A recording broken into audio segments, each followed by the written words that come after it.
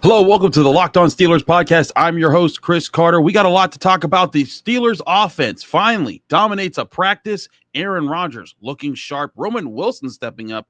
We'll get to all of that. And TJ Watt talked to us and explaining the plan that they're putting in place on defense, all here on the Locked On Steelers podcast. Let's get into it.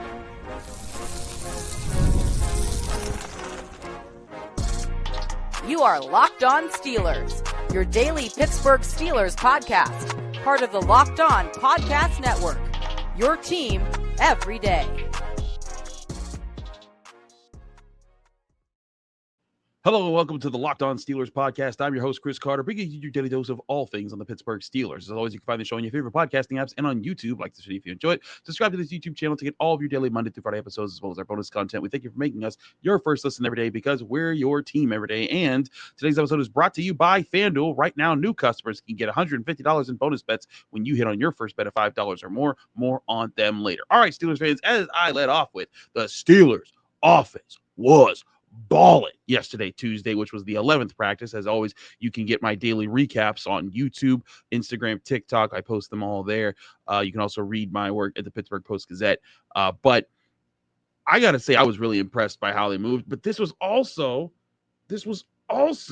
what we talked about last week with Nick Farabaugh, with myself, just kind of going over the defense wins early. The offense starts to figure some things out, and then they find their successes. The offense won 7 shots, 5-2, one pass Aaron Rodgers threw. He threw it to Roman Wilson before the cornerback could even turn and look for it. They're starting to find their chemistry. Last week, you saw Aaron Rodgers kind of giving some death stares to Roman Wilson.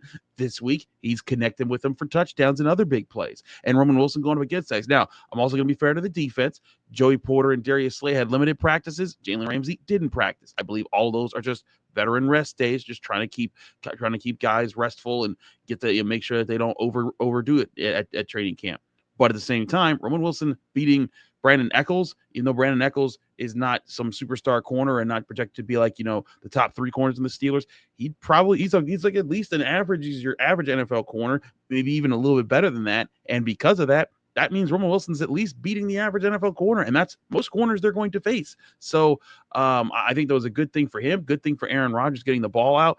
When he did, he threw some really impressive passes. There were some passes that were just so sharp that sometimes it was too quick for some of the Steelers to react to it. There was one pass. I thought his best pass that they got intercepted. It was a pass up the seam to Connor Hayward. It got there so quickly. Connor Hayward didn't get his hands up in time, but it was over top of Patrick Queen, underneath of, I think that was Juan Thornhill. And it was just perfectly thrown. Hayward just didn't get his hands up in time, and he let the ball hit off his face mask. Patrick Queen intercepted it. But Aaron Rodgers is figuring out. This was what I was saying for a while, that he's a guy. He's working on a lot of details. To get those details right, it takes time. It takes work. It takes reps. It takes repetitions of reps. It keeps just getting it over and over and over until you start to figure out those details with your guys. And so many times in Aaron Rodgers' career, he gets those details with his guys. And Roman Wilson, I got to say, did have his most impressive practice. When I looked back at how he handled things, I thought Roman Wilson was sharp. He was getting off the ball. He was getting off his routes a little bit better. He was bringing in passes well. He's running hard. He's been involving himself in the blocking game. I like what Roman Wilson's doing, and if you've been paying attention, I've been saying that he's had a few good practices now of late. Not stellar practices, but I think this was one of those practices that like he is improving. We got a chance to talk with him after practice about what he's improving and how he's getting there. Listen to how he explains when we eventually get to the question about what Zach Azzani's been working on and what's helping him right now. Here was Roman Wilson after Steelers practice. You and Aaron Rodgers has really been growing today. How do you feel like that's been developing through camp? I'm just taking it step by step, day by day. I tell myself, don't get too high, don't get too low, just be consistent and just keep chipping away. So you guys like to say showed up today, but just come back tomorrow and try to repeat it. It seems like you're really smooth in and out of your breaks at several different levels of your routes. What has Zach Azzani been working on with you to try to make your things sharper with you? We're talking about right now, I get kind of wide in my stance. He wants me to get more, get my feet in front of myself, which I actually need to work on. Like edge break, top end, a lot of different things. Coming negative out my breaks is just, it's been a real blessing working with Coach Z. So right there, you saw Roman Wilson breaking things down for you and kind of explaining like, hey, like this is what we're working on. I appreciate the level of detail he goes into that there because he's talking about his footwork. He's being honest about his footwork. He's like, hey, I gotta shorten my feet up. I gotta get him in front of me. I think he's talking about basically setting it's himself up so that when he's running his routes, he's not giving the tells of where he's going, and that's something that is very hard to do when you're running different routes. There's certain tells that good and great cornerbacks pick up on. But I was impressed by him, and I was impressed by the whole offense, even the offensive line. And we'll get to some of them maybe a bit later, but actually, no, we can get to some of them now, I think. But Broderick Jones even had a good practice. When I was going up, I was looking at the offensive line. I didn't see any pressure come from his side. Now, granted, no Alex Highsmith, but he went up against Nick Herbig a lot, and in that, he did pretty well. He was stunting Herbig. He was keeping him out. I saw there were several times when I thought that he really held his own, even in team drills where they were trying to test different stunts and twists and how to react to them. He looked confident there. I think Broderick Jones is finding his feet, and it's the same thing I said about Aaron Rodgers and the offense. Like, let's not overreact to early practices. Let's not just say, oh, these guys are toast because it's not working. Just like I'm telling you right now, don't overreact to this practice. They can get their butts kicked by the defense tomorrow, I guess today, because I'm recording this, of course, on Tuesday for the Wednesday episode. They'll practice today, Wednesday. So the defense could step back up and dominate this next practice. But this practice again shows that the offense is working on things. They are improving, and I think it's a really good sign for what the Steelers need moving forward. They need this offense they don't have to get them to be elite. They don't have to be top 10 in offense. But if they're a top, 13, 14 offense, like they're not just middle of the pack, they're a little bit above average in that realm, and they are a top 5 defense.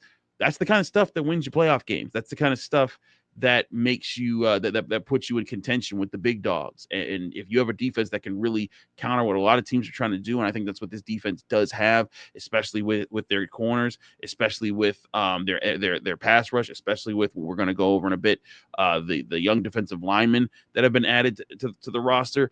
I think that there's a really good chance this Steelers defense can be that special. But if this offense is just I think above average, which I think it very well could be, especially with Aaron Rodgers and Jonnu Smith and DK Metcalf and Pat Freiermuth. And if this offensive line comes together, and again, the offensive line doesn't have to be an elite offensive line, but if it's a good offensive line, the Steelers have been lacking a true good, consistently good offensive line for years now. And if you get all those things going together while you still have a great defense, that's the kind of stuff that makes you a real contender in the NFL. But again, long ways to go before you get there. We got to see them stack some days, stack some positive practices, and there's also the preseason coming up, starting with this Saturday in Jacksonville. We'll be getting into all of that right here on the Locked On Steelers podcast. But we also got a chance to talk to TJ Watt, and I think he gave some very interesting opinions or at least insight on how the Steelers plan to use him. We'll talk about that next here on the Locked On Steelers podcast. I'm your host, Chris Carter. Stick with us. Be right back.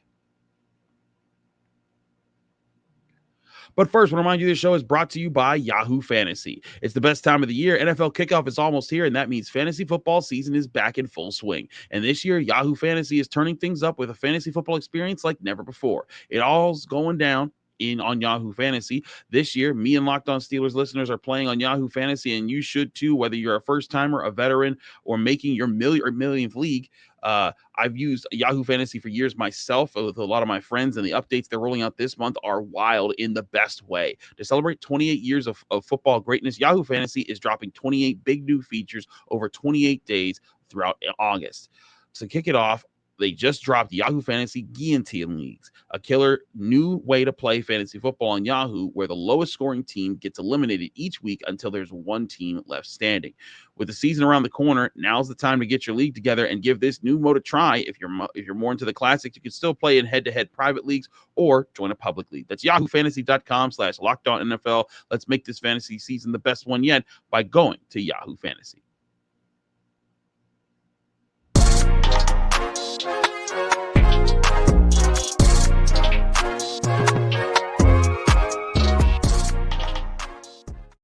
We're back here on the Locked On Steelers podcast. I'm your host, Chris Carter. We continue our episode here today. We talked a lot about the offense, but we did get a chance to talk to TJ Watt. And anytime you get a chance to talk to TJ Watt, we should highlight that, especially because we're still wondering what the Steelers what is it going to look like. We have an idea of what they're going to try to do, but we're still wondering what it's going to look like when the Steelers deploy their defense this year in a way that maybe gives TJ Watt some more support, maybe helps him out and frees him up for more one-on-one opportunities against opposing offenses. Because again, that's what happened down the stretch there, right? He got 2 sacks against the Eagles, and that was good. But the last 3 games of the regular season, no sacks. The playoffs, no sacks. And we've seen it here with a lot of good teams. They find ways to limit him with the quick passing game, but also with double teams and triple teams. And they send tight ends, running backs, tackles, guards, whoever they can. They slow him down. And so the Steelers needed a plan. And it wasn't just simply flipping him and Alex Highsmith. I know a lot of people have been talking about that, and that's something the Steelers did occasionally last year. And again, occasionally means 11 times. I don't think that the Steelers are going to do that much more this year as far as flipping sides. However, I do think they're going to be switching up how they line up on their sides. And I think that means sometimes you might see TJ Watt bump in a little bit inside. Maybe they'll move guys around a little bit or everywhere else. They'll also send blitzing inside linebackers from different angles. And they're going to do things that are going to try to confuse offensive fronts a bit more with the looks that they provide. And that in turn will get TJ Watt more of his chances. But something he brought up, and I think it's going to be really interesting to when you hear it here, when our guy Nick Farabaugh asked him about his technique and as far as his speed rush, because that's kind of what he does. He talked about keeping his fastball, and I think that's very important to all of this. Is that even though you want to switch some things up so teams can't tee off on TJ Watt the way they have, you do want him to keep the factors of his game that have made him one of the best edge rushers in recent memory in the NFL. Here was TJ Watt when we got to ask him some questions about how the Steelers are trying to work in things that are going to help him in the pass rush. We've talked to guys like Patrick and Payton at the inside linebacker spots. They said they're excited because they're blitzing a lot more and they're coming with you in the blitz. What does that do for you as an edge rusher to have other linebackers coming from different spots also occasionally rushing with you? Yeah, it's huge. I mean, Payton's playing fast, PQ's playing fast, both of them second year in the system. Anytime you get those huggers coming as quickly as they are, it allows us to have those one-on-one pass rush opportunities, or it even allows for potential mishap where one of us is running free. So the quicker those guys play, the better it is for everybody. TJ, you said you wanted to age like Cam, or at least use him as an example. As you get older, how much of a focus is the power part of your game when you're going to be, at the end of his contract 34, and the explosiveness might not be the same as it is right now in your career? I mean, I'd like to think the explosiveness is always going to be there. Obviously, realistically, I don't know if that's the case. I mean, it still is right now.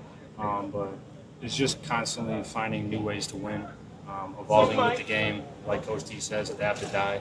But at the end of the day, if you have a fastball that works, keep throwing the fastball. TJ, how much do you pay attention to sack totals as a defense? You guys were kind of middle of the road last year. Do you think about wanting to be top 5, wanting to be top 10, and what's the ceiling for this group? Yeah, I mean, my first couple of years, we were always at the top. I think we can definitely be better. But at the end of the day, I think splash is always on our mind. We talk about splash each and every week, whether that's sacks, TFLs, tip passes, picks, anything that we can do to affect the offense and deliver the ball in good field position for our offense is something we're always talking about.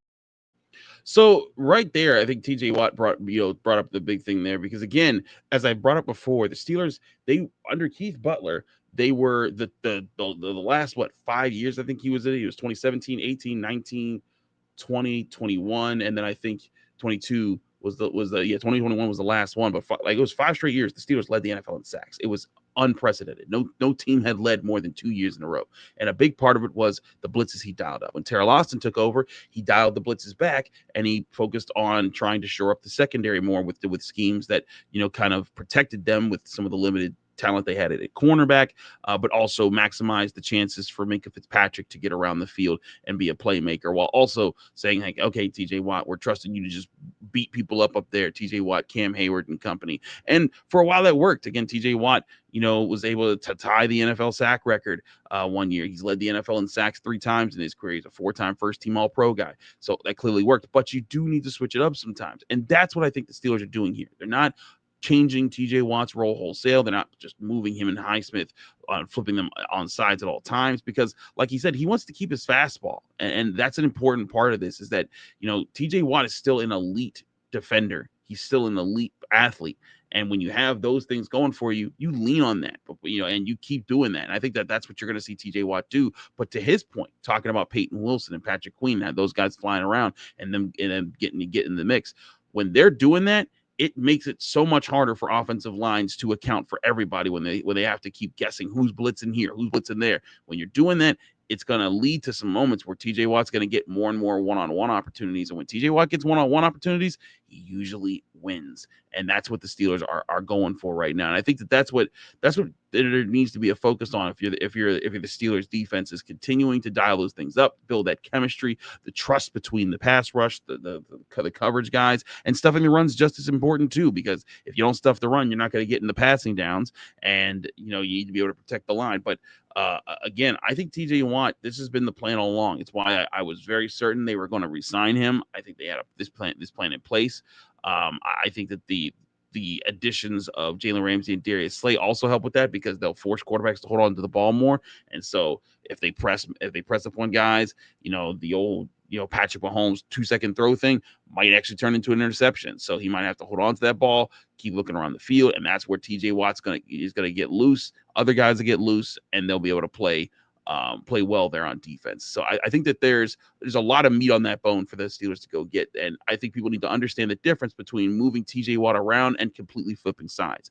Moving TJ Watt around, which I think he is more than happy to do because he does it a lot, means sometimes, like, hey, you might be lining up, outside the tackle. Maybe we're putting you over top of the tackle. Maybe we're putting you just inside the tackle. You know what? Maybe you line up in your normal spot, but guess what? There's going to be two blitzing inside linebackers, and we're going to be stunting the D-line this way versus that way, and doing all those different things is going to force offensive lines to have to communicate. This is what we're doing. This is what they're doing. All right, we got to counter that. Let's go. Let's get them. And if that's one of those things, the more you force as far as the communication, and the more you force for them to have to talk and be on the same page. And, if you're in Pittsburgh, Renegades playing, the crowd's loud, and so it's tough to do all that. That's when TJ Watt gets his one-on-ones. That's when TJ Watt gets his sacks. And I think that is absolutely what the Steelers are trying to cook up, is a sort of organized chaos of a defense that is going to give them a chance to confuse offensive lines, confuse quarterbacks, and go make plays in teams' backfield. But again, it's going to take stuffing the run to get to even that situation. And TJ Watt's a great run stuffer, but they need help at other positions, particularly the interior defensive line. And I think the interior defensive line is looking pretty good right now, especially those young guys that have come in. We'll talk about them next here on the Locked On Steelers podcast. I'm your host, Chris Carter. Stick with us. We'll be right back.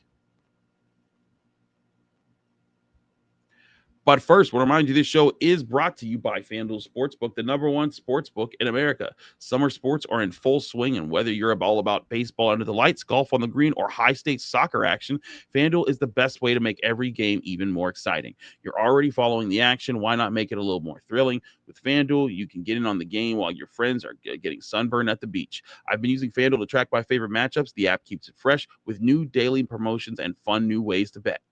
It's easy to use, fast to pay out, and makes even regular season games feel like a must-watch event.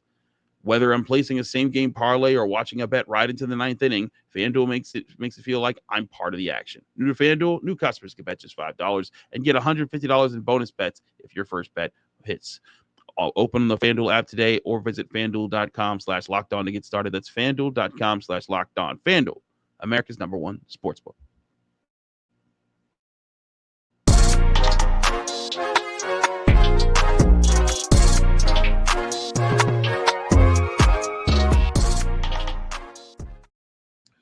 We're back here on the Locked On Steelers podcast. I'm your host, Chris Carter. We continue our episode here today talking about things. Now, I want to talk about these interior defensive linemen, particularly the two young rookies that are in. And I know I've probably said this recently, but I'm just going to keep saying it again and again.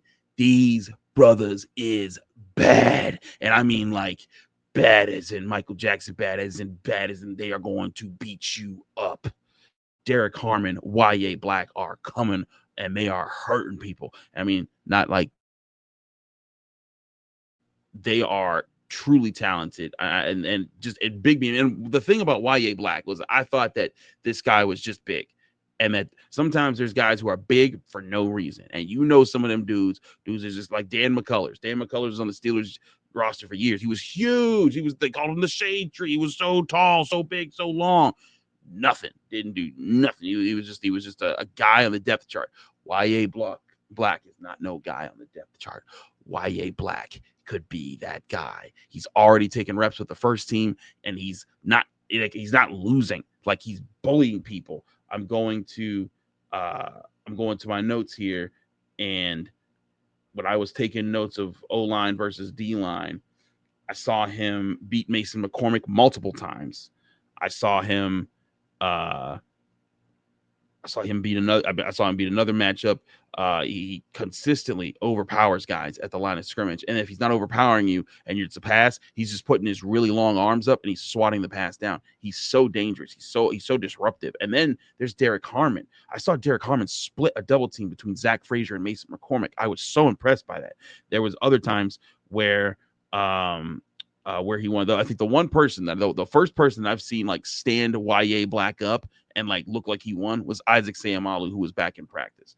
But Derrick Harmon lined up one time in sort of a team rush with TJ Watt. Looks like that's where he might be in this defense. So Derrick Harmon gets the benefit of working next to TJ Watt. They went up against Fautano McCormick and they just overpowered them twice. I mean, it was just like, oh my goodness, those guys are strong.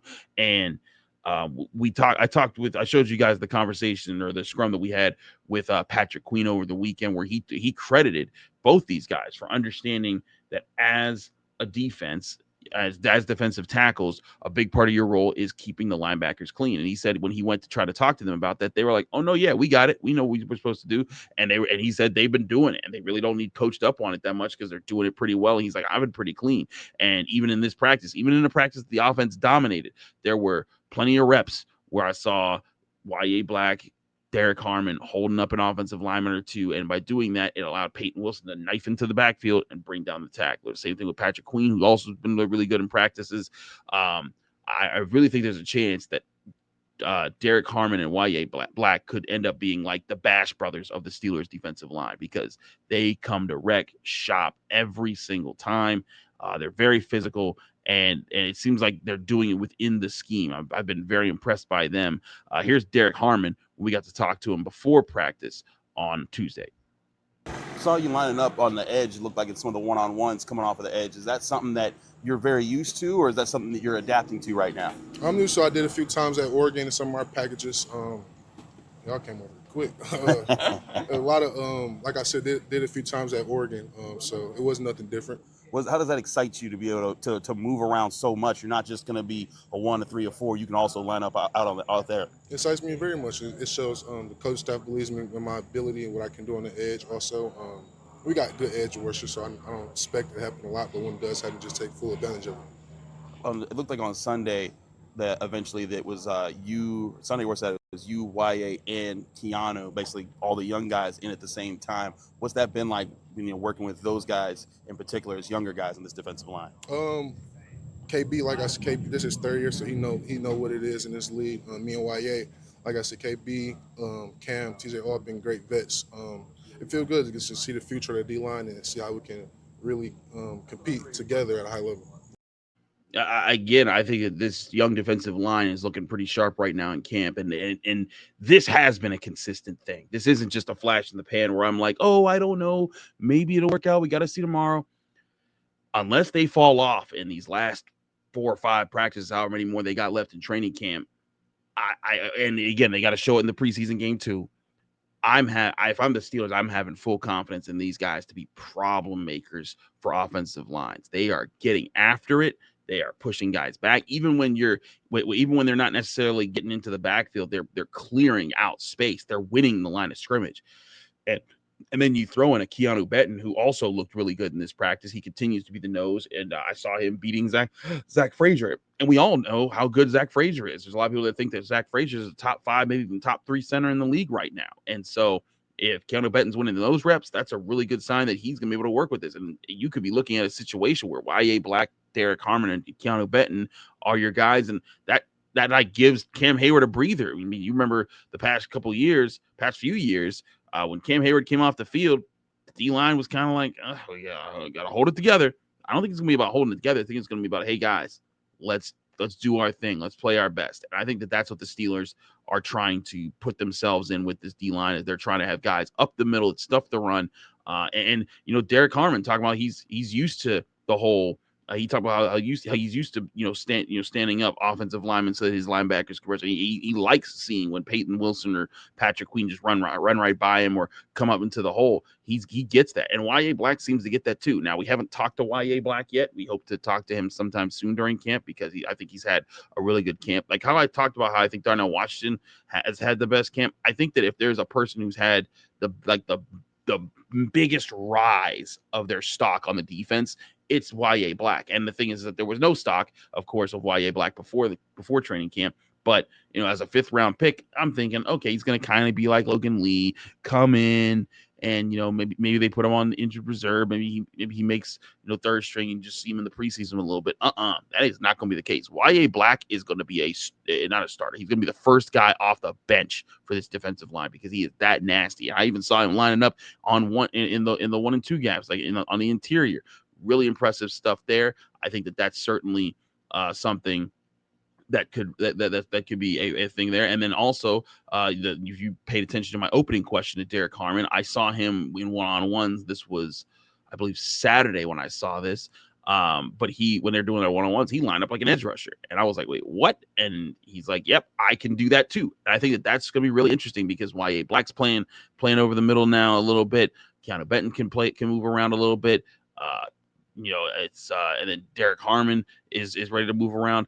I think this Steelers defensive line could be really, really good. And if this D line is really, really good and they're limiting the run and they're taking things away, that could be the ticket for the Steelers to actually start to get everything else going because you got to be strong up the middle. If you're strong up the middle, it looks like they're strong up the middle, then you're going to be able to build everything else out. Because again, you look back at the greatest Steelers teams, what did they have? Control up the middle. You had, in the 70s, you had Mean Joe Green, being able to be the best defensive tackle in football. You had Jack Lambert being the middle linebacker, and then you had Donnie Shell at safety. There's a lot of stuff there, and I think that there's, you look back at the 2000s, you had Casey Hampton up the middle, you had James Ferry up the middle, you had Trey Polamalu up the middle. Like there's something to that. It allows everyone to kind of build off of it. It's very important, and that's why I do think the Steelers are setting up something very interesting for how they could play moving forward, and we'll keep an eye on how they continue to set things up here on the Locked On Steelers podcast, because I'm just very impressed by guys like Derrick Harmon and YA Black, who have been pretty good rookies, and again, also impressed for Roman Wilson. I'll also say Broderick Jones impressed me. He looked pretty solid. All in all, I thought this was a very good practice Tuesday for the Steelers to see the offense move the ball. Let's see how they do it when and if the Steelers get all their starters back on defense before this game, and it's just all vet rest days, as we kind of believe that it is.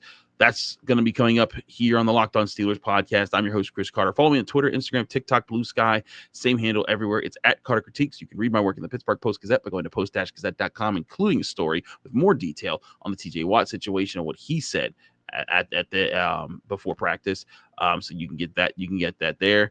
And you can also you can read the Pittsburgh Post-Gazette, and you can also find this show, the Locked On Steelers podcast, every day, Monday through Friday, breaking down your Pittsburgh Steelers right here on the Locked On Steelers podcast. See you tomorrow after the Steelers complete their 12th practice of training camp.